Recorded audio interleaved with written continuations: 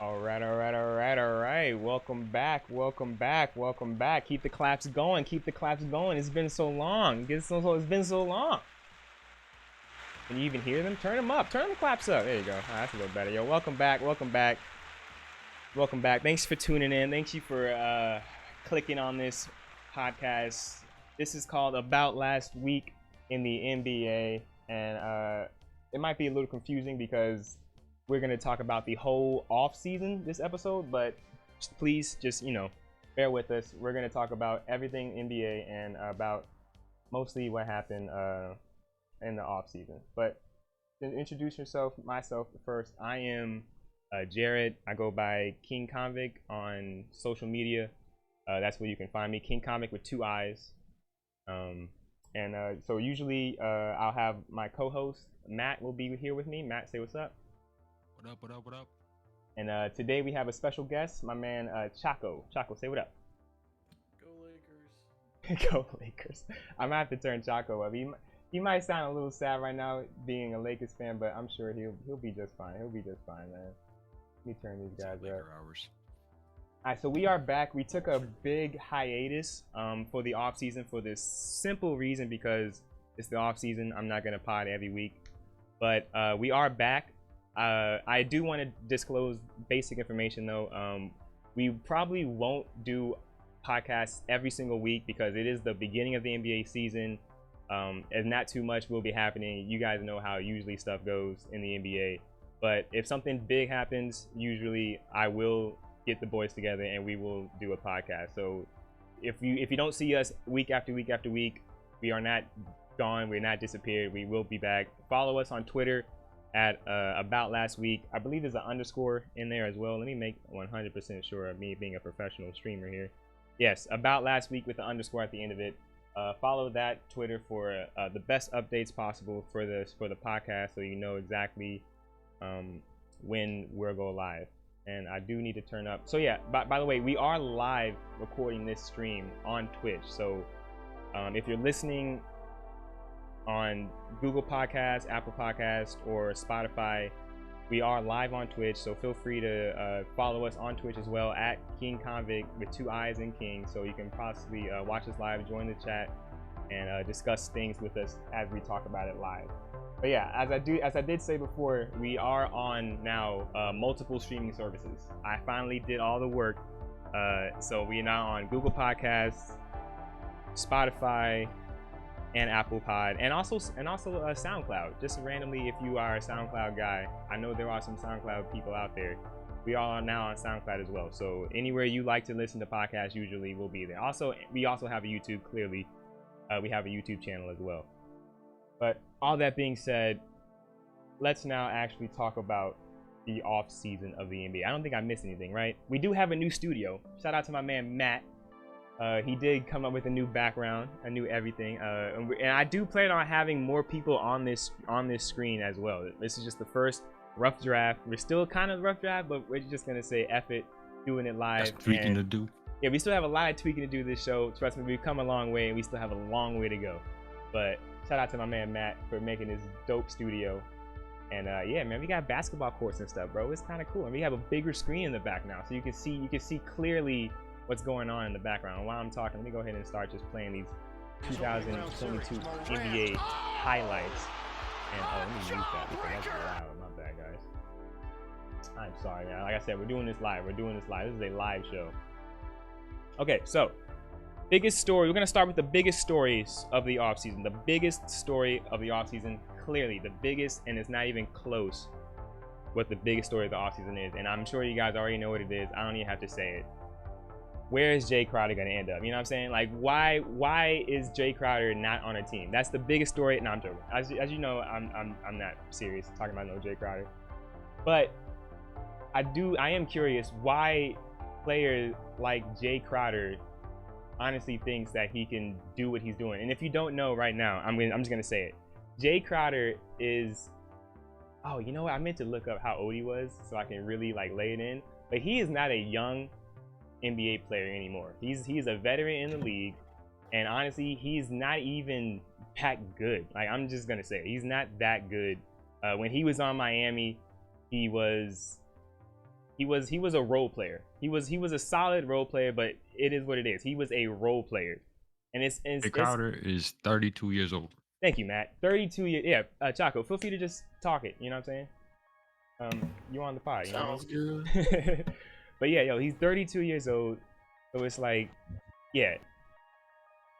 You can see Jay Crowder's game, and you can just tell like he's on the decline. I just don't see how he can stand on any 2 feet and say, yo, I demand a trade to go somewhere else. I think it's just we're getting too out of the way right now with these contracts and these players having the ability to just say, yo, I'm done, I'm not playing, I'm just gonna sit and you gotta do what I gotta say. And it's just like, my guy, you should be I'm gonna say the most basic thing right now. You should be blessed to be in your position where you're at right now. And for you to just like pretty much throw that away, try to command where you want to go, it's not smart. It's not smart. You're way too young for this. Like, and you're not that good, Jay Crowder. Like, I don't know what to say other than that. Like, He Chaco, averages 25 minutes a game, 9 points, and 4 rebounds. So And take you that as think you plays can half the game, tell does 9 me points. a billionaire where you want to go? Like, you just saw what happened with Kevin Durant. And that's Kevin Durant, you know what I'm saying? Like, one of the top 10 like greatest scorers in the NBA. Not even top 10. He's top 5 greatest scorers in the NBA, like easily. And He averages couldn't 28 points a game. Yeah, he couldn't like, you know, force his way out. And then we'll talk about that for sure, but it's just I don't know. Jay Crowder, Chaco, you got anything to say about my man Jay Crowder?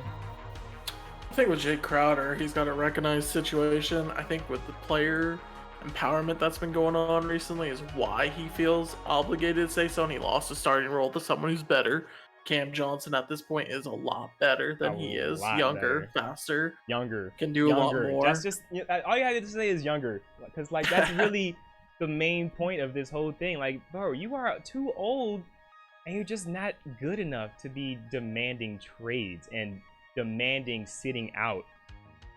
And especially, I'm just honestly, another just point I want to make is the Phoenix Suns aren't a bad team. Like, he was in the Western Conference Finals. Why are you forcing your way out of this team? Is it really like just a bad organization? Is it something else is something else you really want to like expose?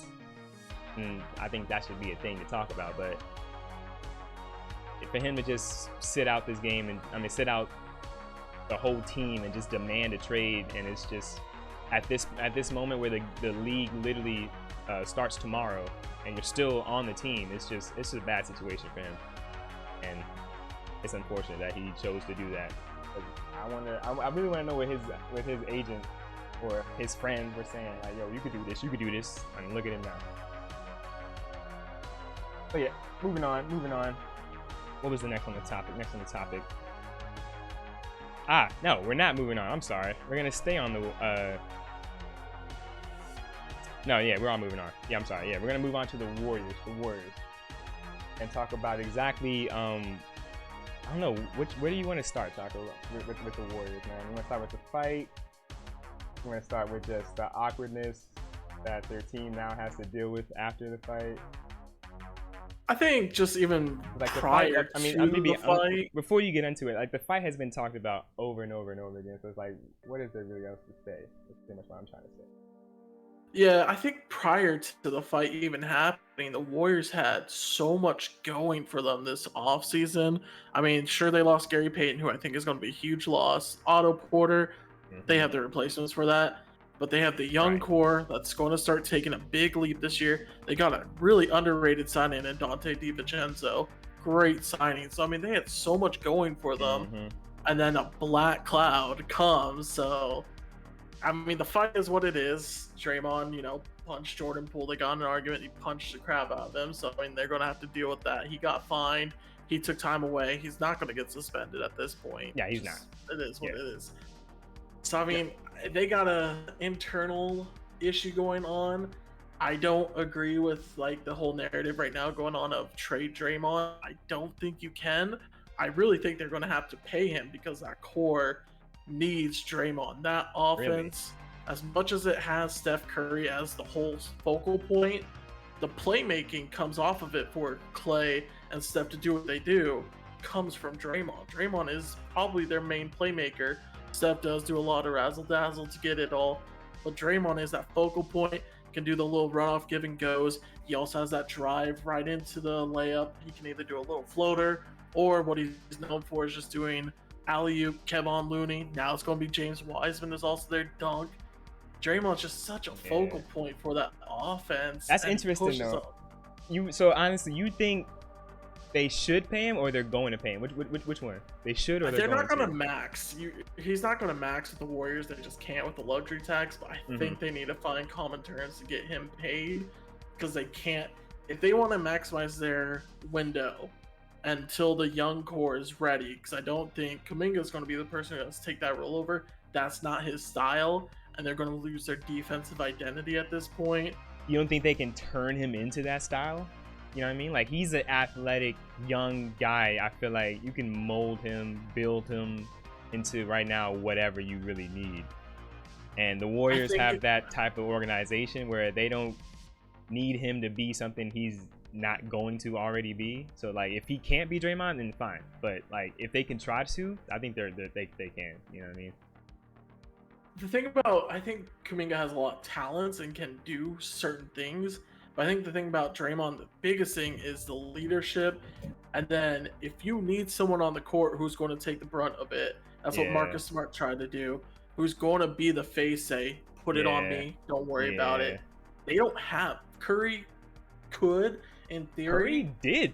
But he did this time. But I mean, even still, he still had Draymond there to support it. You take away that factor, I think their window then closes until you cycle in the new players, the younger players, and then they're going to lead you for the forefront. But I don't know. I think if you get rid of Draymond, Steph and Clay are going to be pretty upset at that point too. Okay, that's interesting, man. Because I mean, to say that after you hear the 140 to Jordan Poole, and then the day after you hear the 109 to Andrew Wiggins, and then you also have to factor in that Clay is going to have to get paid soon. Right? I mean, Clay's contract, actually, I don't know. No, he's up after this year. No, after his extension is up. I mean, he can be extended, I think, next year. So he's fine this year, but he's gonna have to get extended eventually. If you're the Warriors, you can't just let him go on to expire it. Oh my goodness! I just saw John Morant just break Jordan Poole's ankles. But but yeah. So I'm sorry. Yeah, if you're listening, we're watching all the highlights of the 2022 playoffs in the background. Sorry. But yeah. So what was I saying? I totally got sidetracked. Klay Thompson's salary. So I honestly don't see Draymond getting re-signed. I'm honest. With the punch, the organization, I just don't see them reconciling that. They're not that type to do that. I don't think they need Draymond as much as you say they do. I think they can filter in two bodies to do what Draymond can do, and like I think Draymond's on the down slope. So I think we're gonna get the last good year from Draymond, and then I think it's gonna be an ugly rest of this career. Honestly, that's my take. I don't see him offensively. Go ahead.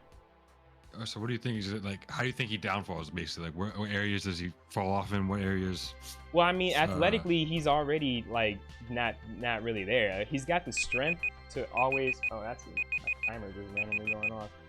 So he's got the strength, and he'll always be the aggressor on the court. You know, like the kill, always in attack mode guy. Like he'll always have that, which a team will pay for. Like he'll never not have a contract until he chooses to retire. I feel he's that type of mentality player that you want on your team. So that's not what I'm saying. It's just he's gonna fall off just being IQ quick. You know what I mean? Just the quickness of these players are just faster nowadays, man. Like, I don't know, this story of JJ Redick always just talking about the fact that when Trae Young did like a between the legs move, that's when he knew like, oh, it's over. Like they're just the young guys are just quicker, and Draymond is gonna get to that point where the young boys are just gonna be moving quicker than him. And yeah, it's going to be not as effective anymore. You get old. That's what you're saying. He's gonna get old. Yeah, man, that's what happens, man. Except for LeBron. LeBron's the only one that he doesn't care. He's gonna keep going until he chooses to get old. Hey, I mean, it was Draymond's wedding that LeBron was at and all that and everything like that. You seen that story? Yeah. I mean, of course, Draymond and LeBron are best friends. That's a meme going around on Twitter right now. There. You seen that? Oh yeah, I mean, we could talk about that for sure. Draymond had a whole roll-up station, rolling the fattest blunts, bigger than your thumb, all right, at his wedding. So it's like, I love that NBA players really don't care during the offseason. That's one. Like, clearly don't care during the offseason. And even during the season, like, come on, you really think these guys are stopping during the season because it's the right thing to do? Like, come on now. That's obvious. But yeah, that was fun. Little side talk right there. But no, since we're on talking about Draymond, I wanna focus on Draymond, man, and about his lack of transparency right now, and the fact that, I don't know, man, during the playoffs, Draymond was very talkative. You know what I mean? Talkative. The second a playoff game was done, my man was in his hotel room, one laptop, microphone he had to hold up himself, and a light he also had to hold up himself. I'm trying to break it down, the fact that he was doing the most bootleg thing to get his content out. Okay? Like, no matter what, my man got benched during the finals. I didn't think he would be on that podcast the next day, but my man was saying, I'm on this pod. You guys are going to get this pod no matter what.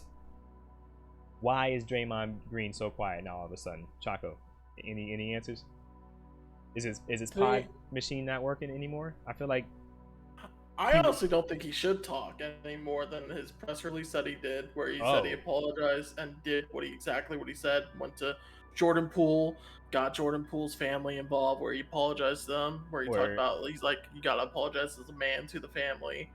And I think, honestly, if I'm the team too, I'm telling them, dude, keep this internal. Like, everything you have to do is internal from here.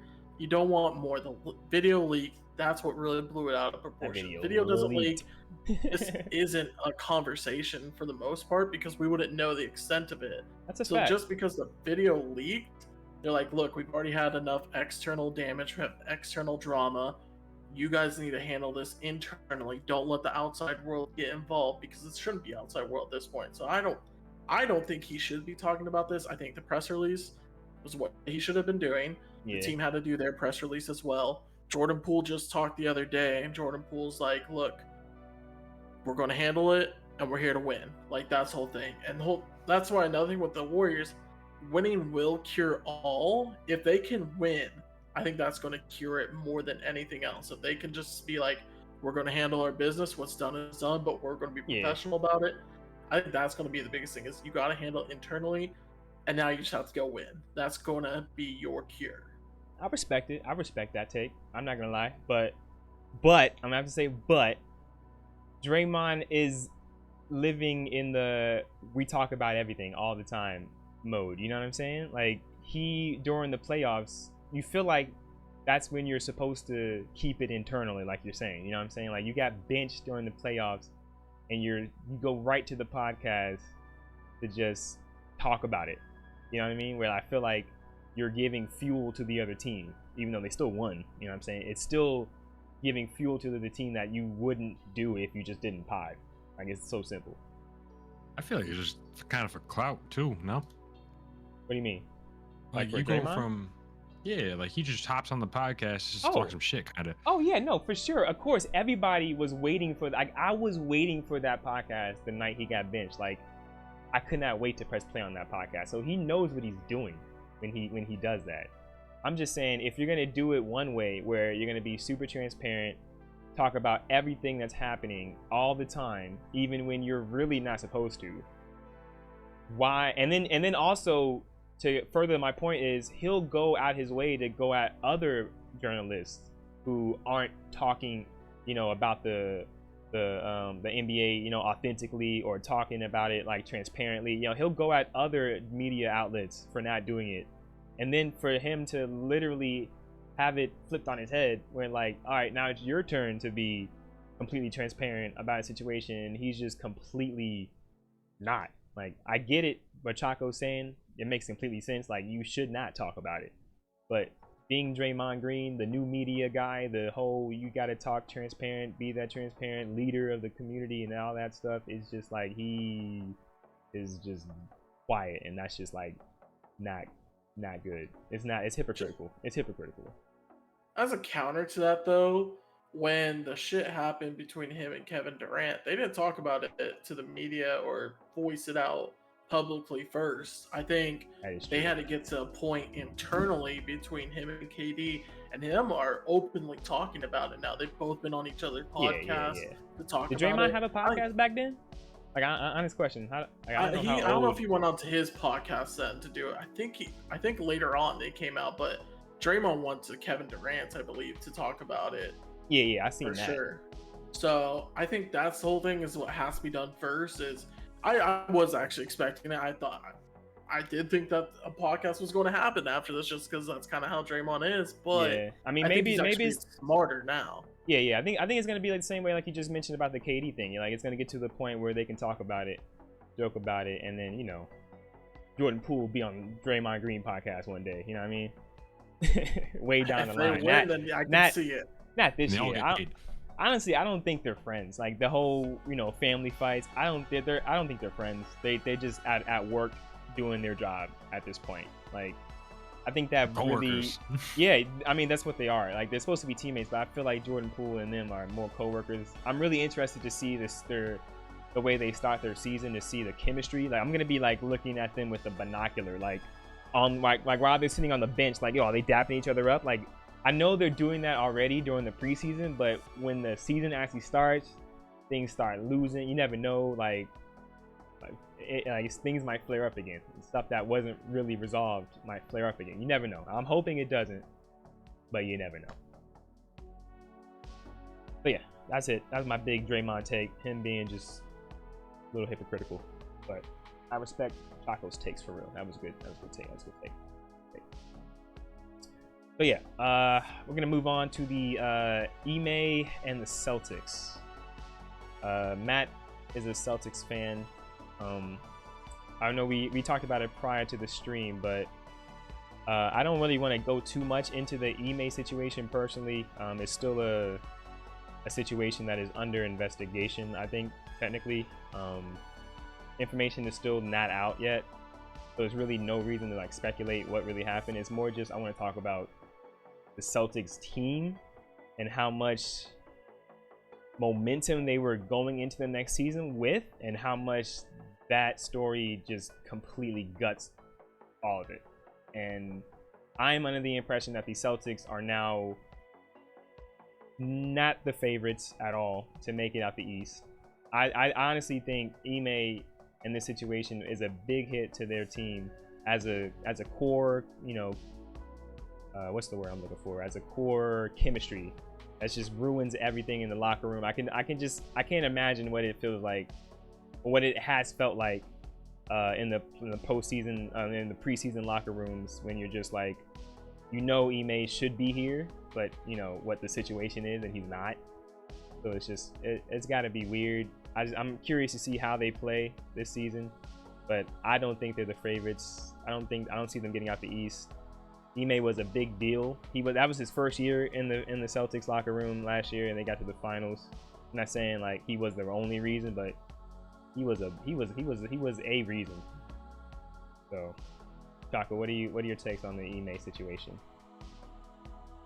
I think just it's going to be awkward at first, just because you're going to have to adapt to Joe Mazzulla being the new head coach. He predates Ime at least, so there's that cohesion already with him knowing the team, them already knowing how he's going to be. So I think from that perspective, it's not going to be as impactful. I think just you're going to have the questions constantly. They've already had the questions with media day, etc. It's just like that's the most annoying part. But I think once you get to the basketball court, that kind of just takes it away. It's just like I can just finally be in my domain more so. Yeah. And they have the experience that they're a good team that can finally get over the hump of the Eastern Conference Finals. So I'm gonna be really, really annoyed if we're in February and I hear an Ime question. Like, that's gonna be where I'm gonna like draw the line. It's like, I feel like it's gonna happen. It's like, yo, if like whatever their record is, let's say they're doing mediocre, and then you hear if Ime was your coach, what would you know what I'm saying? Like something like that along the lines. Like it's gonna happen, and it's gonna just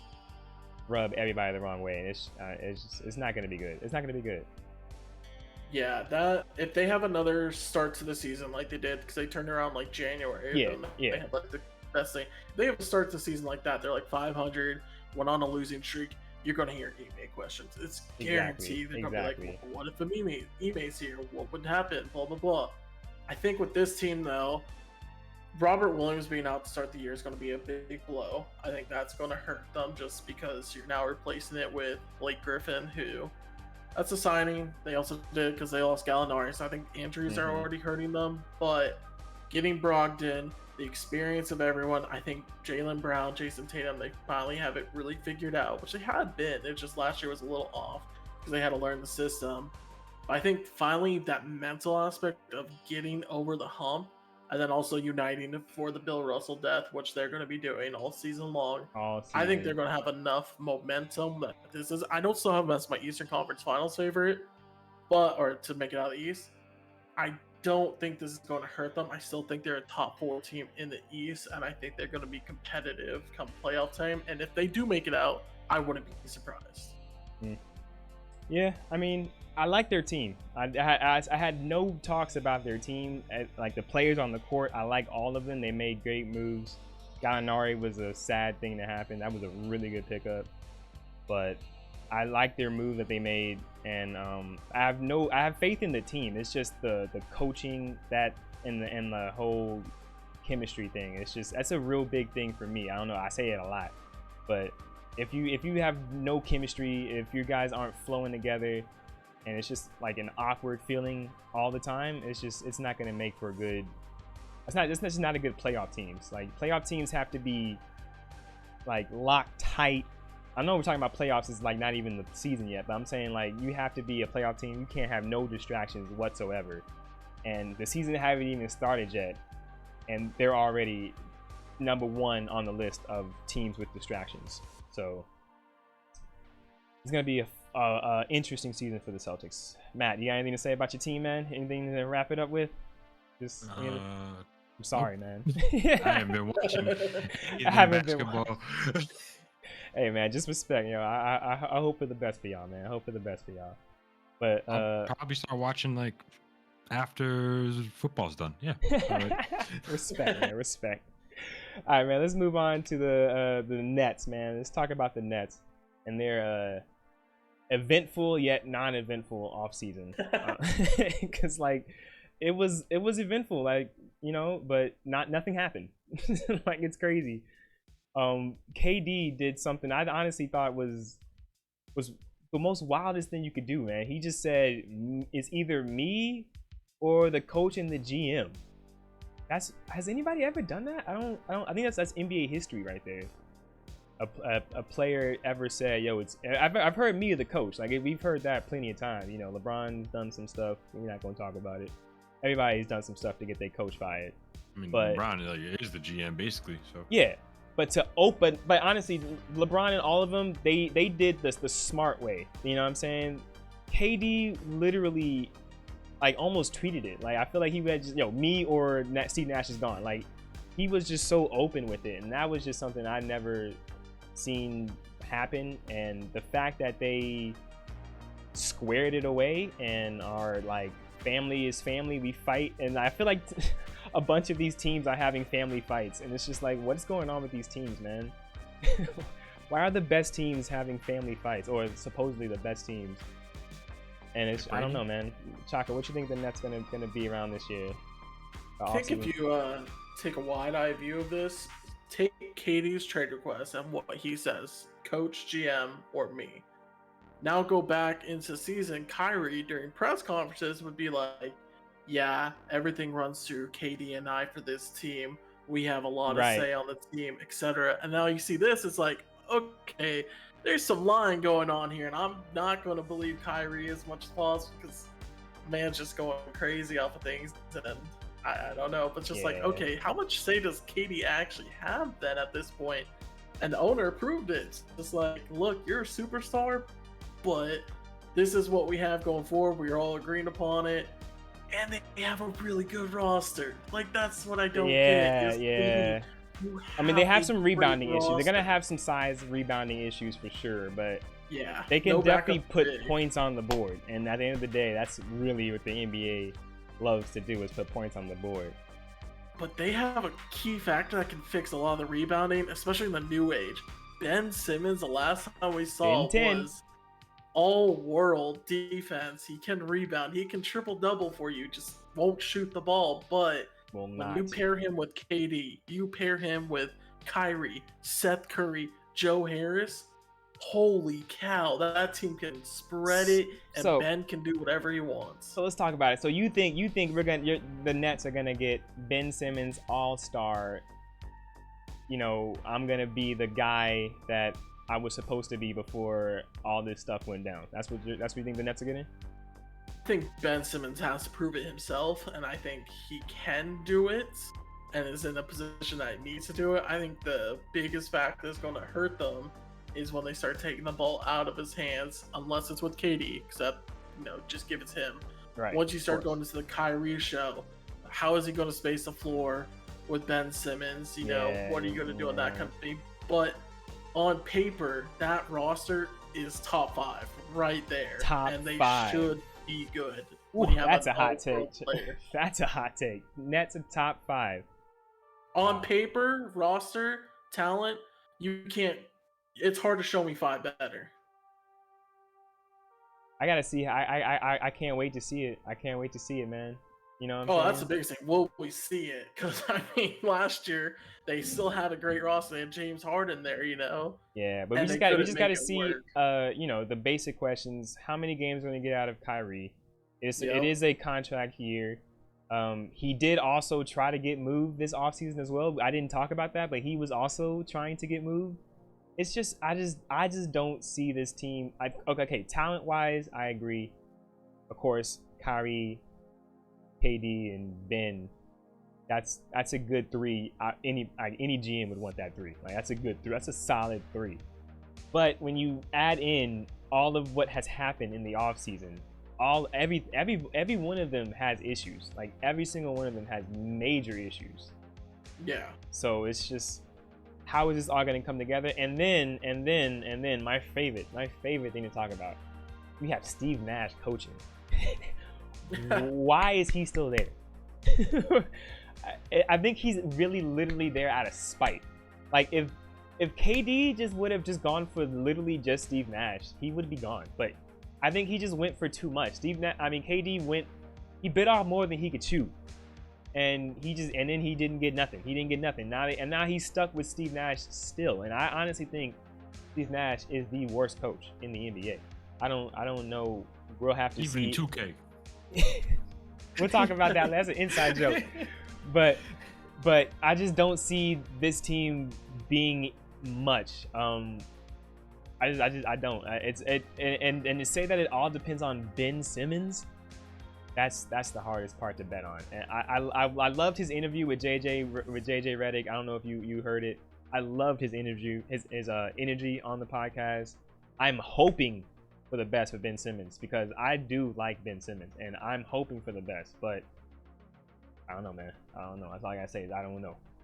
It's funny, just one last point on this. If you had to gauge me on, we talked about the Celtics, we talked about the Warriors, we talked about the Suns with Jay Crowder, and even DeAndre Ayton, who didn't hit on, all with this internal turmoil currently ongoing. You can talk about the Lakers with their internal turmoil. No one's as bad as the Nets, and I don't even think they need a trade request to make it as bad as this. It's how many games are you going to get out of Kyrie? Yeah. Is Kyrie even going to be there? And that was enough to make it think that that team itself, they have the most internal problems out of anyone. Add on the trade request. So, I don't think they're going to be there, but talent-wise, on paper, they should be a top 5. Should But be. I I'm just with you. don't see it. We'll see. All right, one last thing before we take a break. We're gonna talk about the Jazz trades, man, and the Jazz pretty much trying their hardest to get Victor Wembanyama. That's pretty much all I can say. If you don't know who Victor Wembanyama is, you've been living under a rock. I guess Matt's been living under a rock, but I'm not surprised. He's a football guy. If That's you don't know, the Victor draft Wembanyama is the next greatest prospect since LeBron James. It's not even close. 6'7". No, he's 7'4". He can do anything he wants, and yeah, he's up for draft. And this season's gonna be nasty in terms of tanking for a handful of teams. Jazz is for sure gonna be one of those teams because they traded away, which was needed to happen. Honestly, it needed to happen. So they waited for the perfect draft to do this. They traded their big stars. Rudy Gobert went to the Minnesota Timberwolves for way more than he should have gone for. Actually, Rudy Gobert ruined the offseason, but that's a whole other conversation. I think we talked about that, actually. Have we talked about that? No, Like, Nope. no, yeah, no, yeah, because we haven't had any pods. Yeah, he ruined the offseason, but whatever. And then Donovan Mitchell going to the Cleveland Cavaliers, which I think is actually a really good, really, I can't wait to see them play. But yeah, so I just want to talk about a little bit of Jazz trades. Not really much to talk about. Jazz is literally just folding. They might actually win 4 games this season total. Them and the Spurs are actually playing for the funniest team names. I would pay somebody money if they can name the top starters for any of those teams right now. I'd pay you $5. Matt, I know Matt can't. Chocolate, can you name those starters? On who the Jazz are going to start. Are they going to actually start Mike Conley? Are they going to start after that? I'm talking about the Spurs. Spurs. Jordan Clarkson? I can't name 2 players on the Spurs. Oh, the Spurs? Oh, they have Keldon Johnson, who I actually really do like a lot. I've heard that name. Yeah. The Spurs are a team, huh? They drafted Jeremy Sochan from Baylor, who I think is a promising prospect. So they're gonna give rookies so much reps and play time. Like, if you're a rookie on the Spurs, you that's where you want to be right now. Or the Jazz. Who else is tanking? I would say people are saying the Thunder are in tanking position. I don't think they will because their players are kind of over it, I feel like. But who knows? They might just fake injuries. There's 2 clear-cut tanks right now. As of now, there's 2 clear-cut tanks with Jazz, Spurs. Yeah. There's fringe tanks like Pacers, but they need to move Buddy Hield, Miles Turner, and then they'll be full tank. Mm-hmm. There's teams that will just be bad who could end up tanking, but that's just because they're young and learning. That's the Rockets, the Thunder, the Magic. Those are just teams who are going to be bad. Maybe it's sprinkling a little bit of Detroit. Detroit is also in that category. Sprinkling just a little bit. Yeah. I don't think they're full tank because they traded for Bogdanovich from the Jazz. Yeah. I think they're gonna try, but if something happens. Oh, Austin, did you name the Hornets as well? Hornets just because of LaMelo Ball injury now. And yeah, they're definitely out of there. Out of the league. So don't even mention that. But yeah, with LaMelo Ball injury, I could see them tanking depending on how long Ball will be out and if when they bring him back, are they competitive or not. Yeah, but it's gonna be a nasty season for a handful of teams, man. So if those teams are on your schedule, you should win. That should be easy dubs.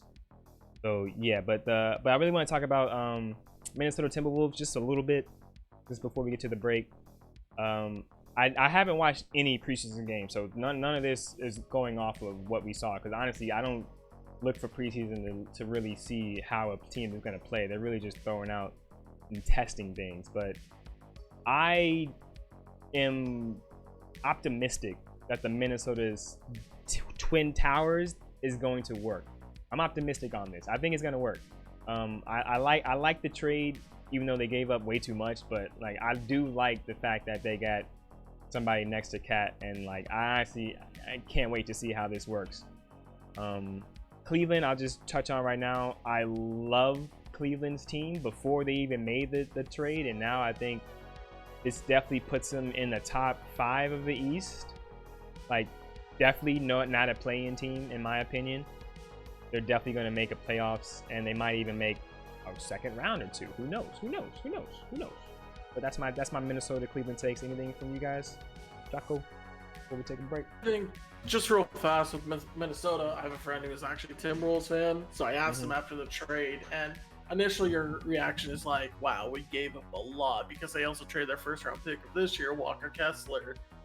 But when you look at it, you're like, we haven't been doing anything. If this is what it takes to get something that was a clear need, they needed a big interior presence because Cat's not that. Not They that. needed better defense. And they're going to get that, and they still have depth on that team, so I don't think that's too bad of an issue. I feel like if this is the cost to go get what you need, go Anthony get it. Edwards, right? Remember that guy? Yeah. Remember that guy? I think he's the next coming LeBron James. Like, no. They still have D'Angelo Russell, who can be in a complementary role, and he's going to fit better with Rudy Gobert as a pick and roll than Karl Anthony Towns as a pick and roll. And Karl Anthony Towns can stretch the floor because he's one of the best big shooting bigs we have in the league right now. Mm-hmm. I think they're an exciting team. I'm actually really excited. I think the fit is there. Right. I thought. All right. I'm not going crazy. I thought I was just drinking a little too much. No, I think a lot of people are sleeping on them because you don't make that type of trade unless you see that this is exactly what we want to do. That part. Yeah, I know there had to be a lot of people sitting around that table before that trade went down. You don't just wake up and be like, yo, we're trading off our whole future. And like, we don't think we're going to get something back for this. I honestly think this is going to be kind of fun to watch. And I can't wait. But yeah, we'll take a little break. When we come back, we're going to talk about just a little bit of the playoff teams, biggest moves, and then we're just going to talk about some random stuff at the end of the pod. But yeah, we'll be back. Thanks for hanging out.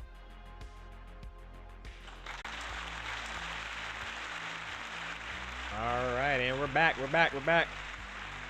Thanks for joining us back in here. So now we're going to just talk about mostly the playoff teams that made it to the playoffs in 2022, their biggest offseason moves, and then we're going to just discuss some random topics, and then we'll wrap it up. So the first team we're going to talk about is Dallas. Dallas losing their second best player in the offseason, and honestly not picking up anything to really replace him. Jalen Brunson, of course, is now a member of the New York Knicks. He's actually looking pretty good. I did peep some of the box scores. I didn't watch the games, but I did see it. He actually looks like he's doing pretty good. But yeah, they don't have Jalen Brunson no more. And Dallas still is assuming they want to make waves in the playoffs. I don't see them happening. I don't see that happening. They did make a move. They did get Christian Wood, I believe is his name. Athletic, big man. Good pairing with Luka. I think that's a good pairing. Good pick and roll, not top guy, but pick and roll finisher. But I just don't see this team making it far in the playoffs, especially with all the other teams we were mentioning earlier. Minnesota getting better in the West. Clippers are healthy. Denver is healthy. I just don't see Denver doing much unless Luka just has out-of-body experience and he just becomes somebody we've never seen before, which a lot of people are assuming he's going to be, because like people are still saying Luka MVP this year, which I think is ludicrous. But I mean, people seeing it's possible. Chaco, what do you think, man? I think with Dallas, losing Jalen was a huge thing that definitely going to hurt them. I think internally what they're looking at is we got Christian Wood because they needed help in the big spot. And then another thing is they're getting Tim Hardaway Jr. back, who was their number 2 up until getting injured, and then Brunson kind of took that spot. So they are getting support in that way. And then they're going to have a full season of Spencer Dinwiddie now moving forward. Hopefully he can shore up that bench, be the 6th man that they want. So I think they thought their stuff is going to be internal by getting Tim Hardaway back. And that's why they didn't do any splashy moves, even try re-signing Jalen Brunson. I think it's going to hurt them, though. I think Brunson was exactly what they needed. Christian Wood could be good. I think it's going to help, but they're definitely taking a step back in my mind because you're banking on someone coming back from injury. Yeah, that part. A 30-year-old coming back from injury. And it's just the fact that I feel like they didn't try hard enough for Brunson. I we all know what happened. It was a little bit of what's the word I'm looking for? I think it's a T word. Tampering. Yes, it might have been a little bit of tampering with Jalen Brunson because the second offseason was over. He was a New York Knick. So, you know, Dallas, I mean, who knows what's happening behind the scenes, but I feel like they didn't try hard enough to get him, to keep him, and now they're just in a big hole. Like, yeah, I do hear Tim Hardaway coming back. He is a good player, but coming off of I think it was a leg injury, that's just not good for athletic wings to come back. Yeah, usually. he broke his foot. Yeah, so that's, you know, if he's an athletic wing coming off of that injury, it's never great. But, you know, hope for the best always. Oh, I'm not playing this video in the background, my bad. But yeah, I hope for the best always for my man Hardaway Jr. because I do like his game, but he's gonna have to put up a lot of production to make up what Jalen Brunson was doing, because Jalen Brunson is a solid basketball player. We saw him do it in the playoffs, and that's usually the telltale sign of us. You've done it in the playoffs. You can do it anywhere. So, you know, Hardaway's got some big shoes to fill. And honestly, good luck. Good luck. I do hope Dallas has a good season because I like Luka. I like watching Luka play. But if things go bad and he doesn't have a good team, what does Luka turn into? Like, is he a sore loser where he's used to winning, and like, or does he become the I'm gonna take over, do what my team needs me to do, and then he turns into MVP Luka? Who knows? Who knows? Hope for the best, though. Hope for the best. Also, hope for the best for the Knicks. MVP material in him. I think he got the MVP so? Like drive in him. I honestly, I think so too, man. Some of those playoffs against the Clippers, yeah, he didn't really win, but he showed a lot of him. You know, like he's him in those Clippers playoff series. So we'll see if he can will Dallas to the playoffs, and who knows, if he places high enough with the team that he has, he could definitely be in some MVP talks, and I wouldn't be upset about that, because his team on paper doesn't look good. It just doesn't look good. But when you're a star like Luka, you can make anything look good. All right, moving on. But yeah, I did want to say the Knicks. I do hope for the best for the Knicks. Honestly, I think the NBA is more fun when the Knicks are good. So hopefully Jalen Brunson can revitalize that organization over there. But let's move on to another East Coast team, the 76ers. And then, honestly, I hate to say 36ers. The 36ers, who actually beat the Phoenix Suns, right? Isn't that the team that beat the Phoenix Suns? Yeah, it was like 134 points or something like that. Yeah, they was going crazy. I saw the highlights. It was a crazy game. But no, the 76ers, the actual NBA organization, and I hate to say it, me being a Miami Heat fan, they made some great off-season moves, man, that honestly doesn't make me scared. I'm not afraid. Come on, I'm a Miami Heat, you know what I'm saying, Heat culture. But it makes me a little worried, man. It's just a little worried. They made a okay pickup. I'm gonna talk a little mess about PJ Tucker. Me being a Heat fan, I like PJ Tucker, but I'm gonna be honest with you. PJ Tucker in the playoffs, he was on his way out. I'm not losing any sleep over us losing PJ Tucker. I honestly think Pat Riley, Eric Spoelstra, they got the max of what you're gonna get out of PJ Tucker. I think we're going to see a different PJ Tucker this year. He's not going to be the knockdown corner three that he was. He'll still be a rowdy defender, but he's kind of old, kind of washed. He's like 37, I believe, 36. He's old. I honestly think Miami got the best out of him, and let him go. Let him go. So I'm okay with that. But another sneaky pickup. They got oh, what was that guy's name, man? I'm drawing a blank. Chaco. Who did they pick up? So their big additions were DeAnthony Melton. They also got PJ Tucker, who you discussed, Daniel House Jr. as well, and then they also just signed Montrezl Harrell. Montrezl Harrell, thank you. That is the name that I was drawing a blank on. That is a guy who I think is a really good backup for a guy like Joel Embiid. Whereas you can trust him to be on the court, and he'll still give you great minutes, energetic minutes.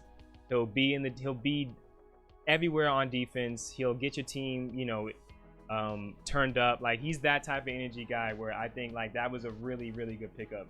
And yeah, he did have some legal issues in the offseason. I think he's cleared. I do believe he's cleared at this point. I'm not too sure, but I forgot his name again. Chaka, what was his name? Montrezl Harrell. Montrezl Harrell. I don't know why that name is just escaping me right now, but I am high on Montrezl Harrell. I really like his game.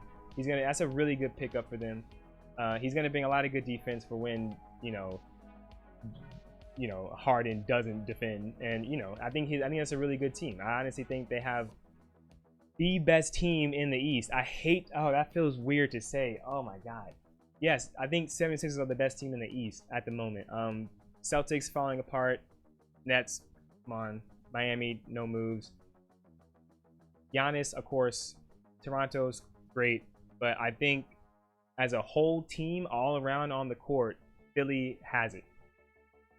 And that's my take. What about you, Chaka? What you think? So I actually really like the PJ Tucker signing. I mean, he can be on the decline, but I think that man is done. Okay, but you replace their starting lineup. He's going to go in their starting lineup. He's replacing Matisse Thybulle, who could not hit the corner three. Even if you're getting 30% from PJ Tucker, you're still getting it better than Matisse Thybulle. Defensively, I don't think Matisse would shoot. You know what I mean? No, he's not going to be as good as Matisse Thybulle defensively because younger legs. He's also on the up and coming. But I think that fits the need that they needed to help space the floor better, to help Joel Embiid operate even more, and they can still have a defensive presence with someone to complement Embiid, someone to complement Tyrese Maxey as well. So I think they got a great signing in that regard. And then also just adding on De'Anthony Melton. They needed shooting. They needed scoring off the bench. Melton was a great starting point. Getting Montrezl Harrell is another great point where when Joel Embiid's gone, they suffered offensively and even defensively. Terrible. But now you can move Thybulle to the bench permanently, so your defense is going to have some type of identity.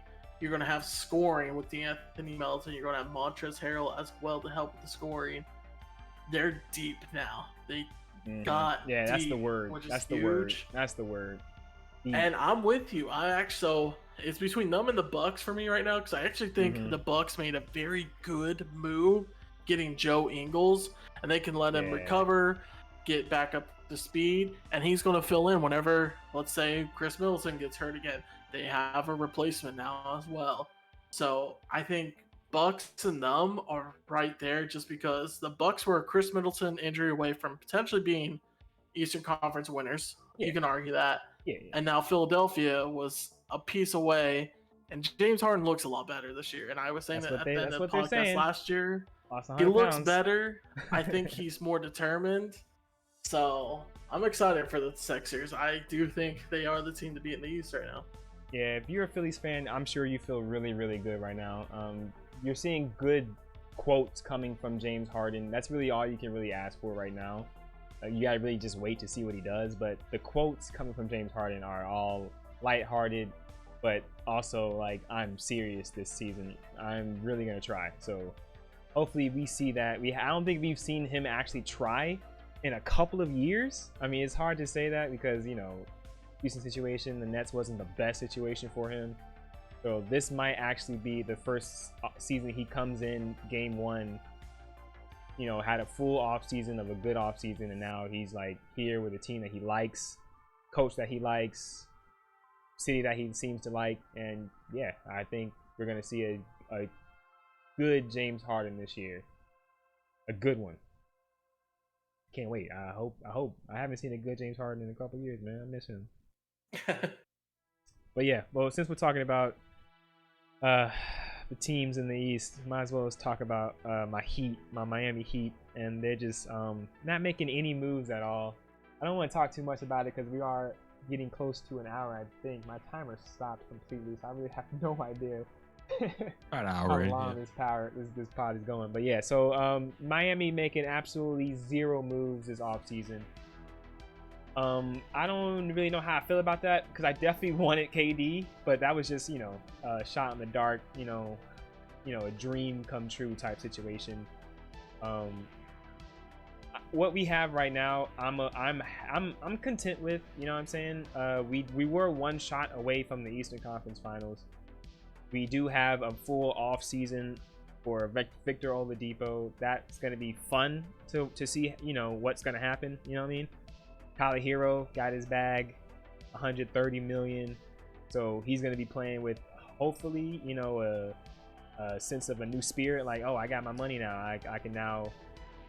I don't know. Honestly, I don't know. I don't like it. The fact that we made no moves, man. I'm just hoping for the best. Taco, you got anything to say, man? I'm kind of hurt. I think the biggest thing with Miami is they're going to look internally to replace PG Tucker, because I think you guys are light at the forward position and center spot we now. didn't do any moves, man. We have no forward. We have Gabe Vincent, who I think I'm taller than, playing the 4. Like, that just, I'm 6'5". Like, that's it's just like, I don't see that working. And he went on Twitter, Gabe Vincent, talking about he feels disrespected by the Heat fans, but it's just like, you're not a 4. You're not a 4-man. You never played a 4-man last year. Why do you just think you can do it this year? It's not gonna work. But at the same time, it's the Heat. Eric Spoelstra's the greatest coach in the world. Pat Riley's the greatest GM who's ever walked this world. So you know what I'm saying? You never know what can happen. You can't count them out, but I'm not feeling too good, honestly, as a Heat fan. I'm not feeling too good. Everybody got good. One thing, last thing on the Heat, just to feel good about. I think, like I said, 17 seconds away from winning to going to the finals. That's how close you were. A missed 3 away from potentially going there. So that's how close you are. You have Oladipo for a full season now, who I think can be a huge piece for that team moving forward. I'm hoping for the best, man. His interview was really great. If Duncan Robinson could have improved over the offseason to try and get back into that roster, you will have the spacing you need at all times on that court as well. I'm ashamed to say, man, I saw Duncan Robinson playing defense. I'm not gonna lie, I did see it happen. Yeah. Who knows, man? Max Strus, promising. So you have promising people. Tyler Hero. It's really just banking on. You have Omar, you're 7, the freaking 7-footer. Yeah, that he's a nice guy. I liked him last year a lot. You just drafted Nikola Jovic, who, you know, he fell in the draft. Apparently, don't get me started with that, man. You know, he might be the Ben Simmons like we think Ben Simmons was with a jumper. You know what I'm saying? Like, he's 6'10" and can move around the court. So we'll see. He fell in the draft. So I think you guys got. I think it's an internal thing, is what the Heat's known to do. Is they're going to find it internally, and they're not going to really go out for splashy people. Yeah, KD that's not would really have been what an they exception. do. Anybody would have accepted that. But I mean, I never really thought KD was gonna make it to Miami. I just thought we would have made some moves, like the Donovan Mitchell thing. He was always playing in Miami with Bam Adebayo. Like, they were just teasing us the whole offseason, and then he goes to Cleveland. So, you know, it would have been weird to have him there, because, you know, we got Kyle Lowry. We paid a lot of money for Kyle Lowry, so it would have been weird to have him and Donovan Mitchell. It wouldn't have worked. So, like, I know why Donovan Mitchell didn't happen, but it would have been nice. But we'll see. We overachieved last season, #1 in the East. I didn't expect that, so you never know what could happen. Quickly, let's move over to the West Coast. Pelicans. I'm taking them seriously this year. I think they're actually going to be a really good playoff team. I enjoy all their pieces. Brandon Ingram, solid. I love watching the Zion play in the preseason. That's the only person I watched play in the preseason. I'm not gonna lie, I did not miss a second of Zion Williamson on the court. But yeah, that man is so big, man, and to just see how he moves around the court is honestly just he's an alien, man. It's crazy to see that man move. I just honestly want to see what would he be like on a football field. Like, what He'd position? Be like Myles Garrett or something. Like, he would what be like position defensive is end. that? Yeah, he would be a scary defensive end, man. Like, he might even like hurt somebody, like for real. I think even Myles Garrett's around like 6'5" or like 6'4" or something like that. But he's like 290 something. So Zion got a few inches, but a few less pounds. But oh my God. Yeah, nah. So That's scary. I'm excited to see them play. Honestly, I'm taking them seriously. Chaco, what about you?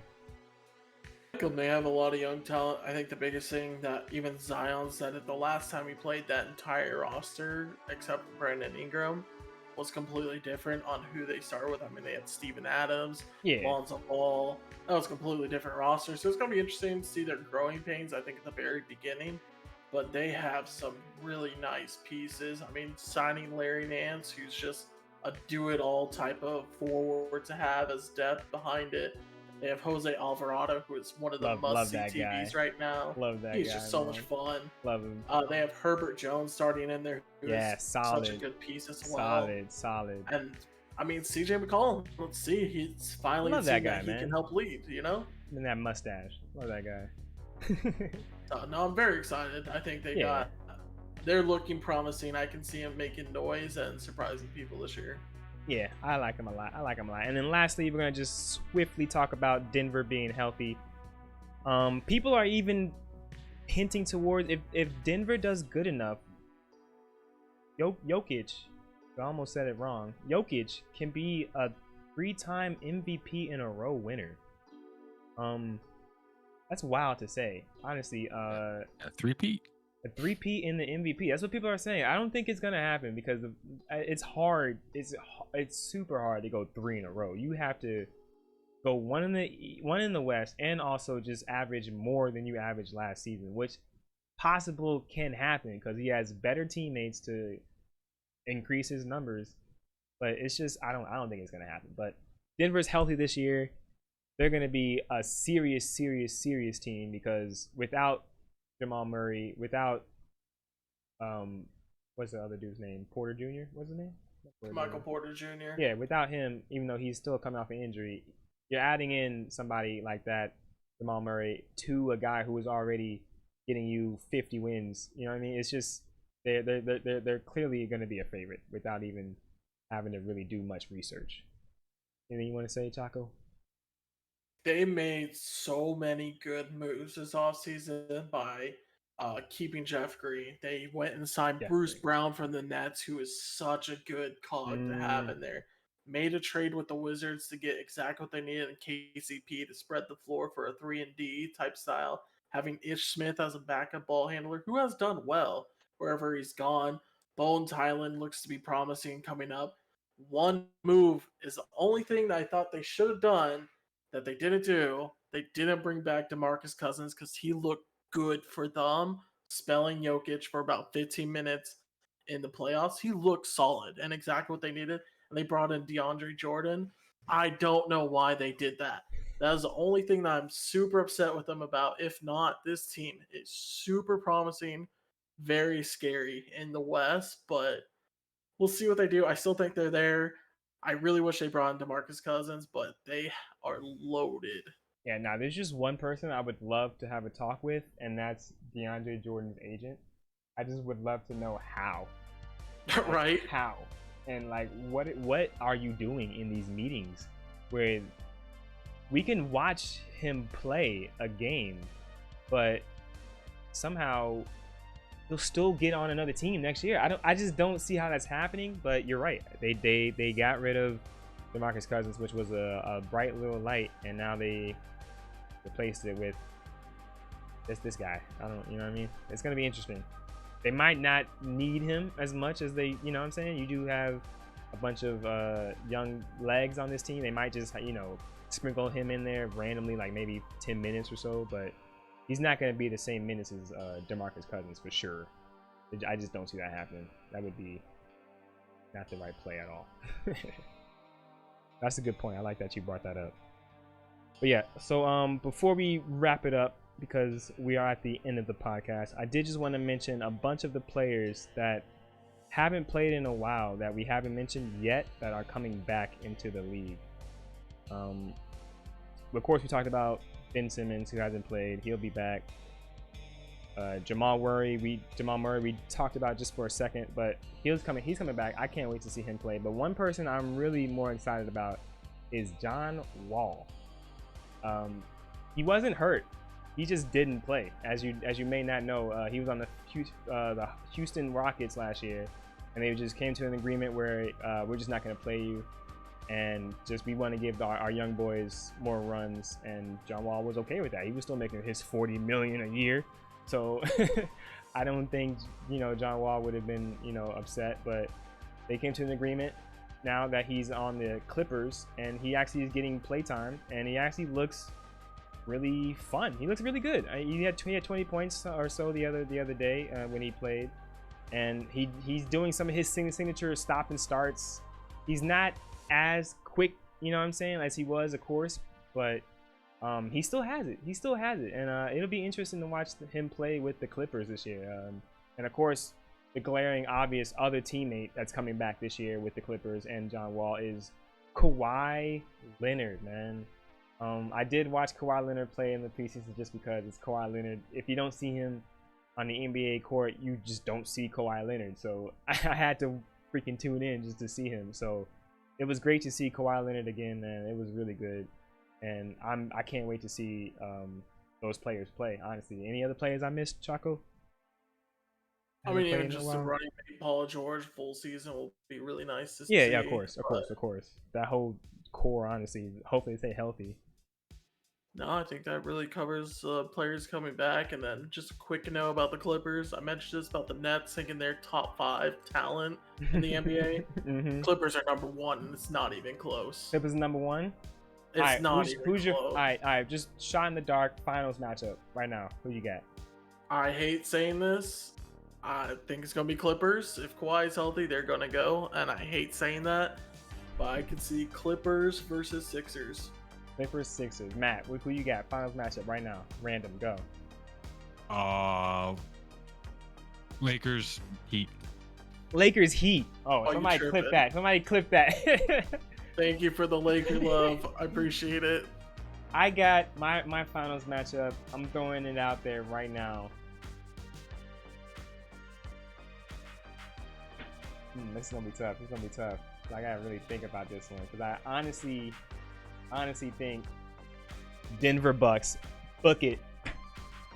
I can see that. Book it. I can also see that too. I got Denver versus Milwaukee Bucks, and it's gonna be a great finals. That's gonna be a great finals to watch. So yeah, that's it, guys. That's our episode 7, man. Thanks for watching. Yo, again, you can find us on Apple Pod, Google Pod, Spotify, anywhere you usually like to listen to pods. You can find us, and also on Twitch. We record live, twitch.tv/KingConvict. King has 2 eyes in it. And yeah. Thanks for listening. We'll see y'all next time.